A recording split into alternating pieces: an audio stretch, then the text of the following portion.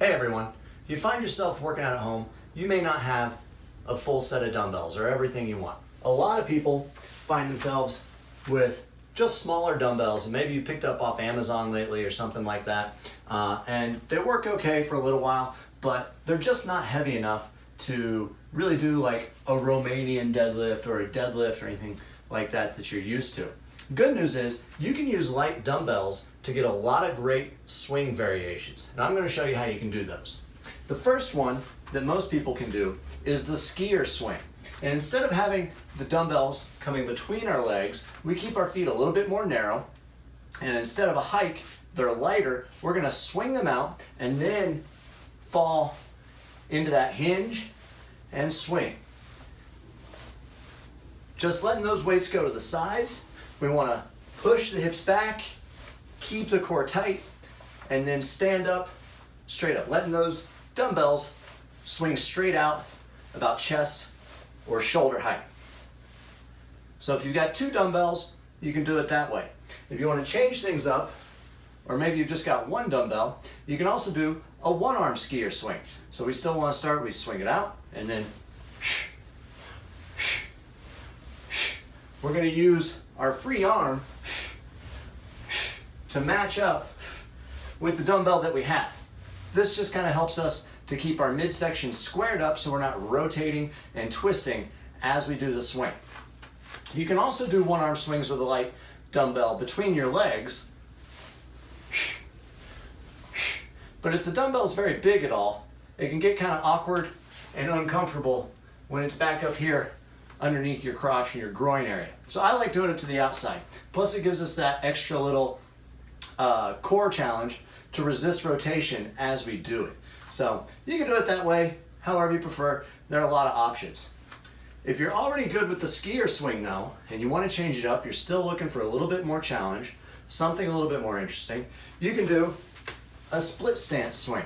So we would just set one foot back a little bit, and we're still going to push back through the hips, but we're going to let the knee on this side bend a little bit more so we can really stretch through the back of the leg and the hamstring on this front leg. So we'll start again. We kind of swing the weights forward.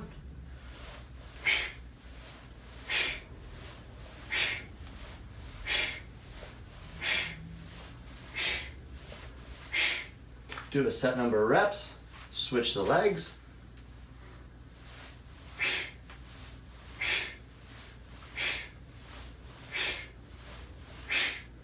And just work like so. If you're feeling good with the split stance swing, you can also start moving around, making it a little bit different. You can do the alternating step back swing. So we would swing forward, and then step back with one leg at a time.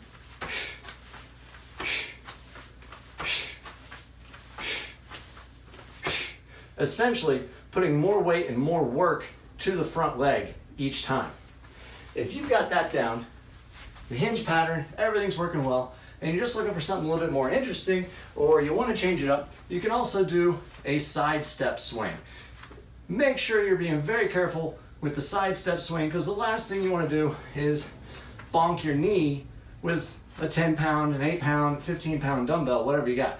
That's going to hurt. So do this one if you're feeling really confident about all the others, and you're like, yeah, I want to change it up. I want to do something different. So the side step swing, we're going to start just like a one-arm swing, and we step out, and in, and out, and in, out, and in,